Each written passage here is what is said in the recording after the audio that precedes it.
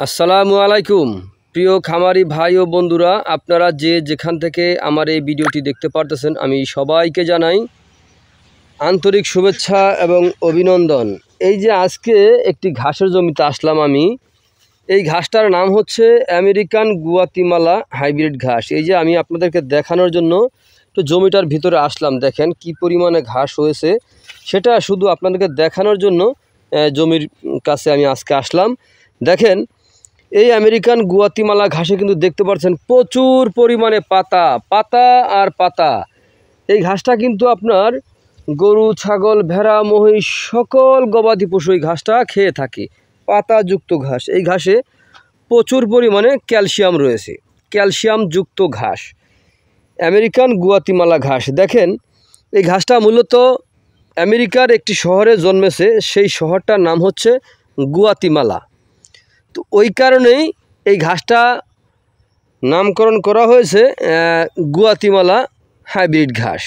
তো গুয়াতিমালা যেই শহরটা, ওই শহরের নামেই নামকরণ করা হয়েছে। তো যাই হোক, তো আপনারা যদি এই গুয়াতিমালা ঘাস যদি আপনারা চাষ করতে চান, আপনার গবাদি পশুকে এই ক্যালসিয়ামযুক্ত এই ঘাসটা যদি খাওয়াতে চান, তাহলে আজই আমার স্ক্রিনে দেওয়া নাম্বারে যোগাযোগ করবেন। আমরা এই ঘাসের কাটিং অথবা চারা উভয় বিক্রি করে থাকি, চাইলে আপনি সংগ্রহ করতে পারেন যেটা মনে চায়। আমরা এই ঘাসের কাটিং অথবা চারা বাংলাদেশের প্রত্যেকটা জেলা, উপজেলা এবং কি হোম ডেলিভারিও দিয়ে থাকি। চাইলে আপনি ঘরে বসেই ঘাসের কাটিং সংগ্রহ করতে পারেন।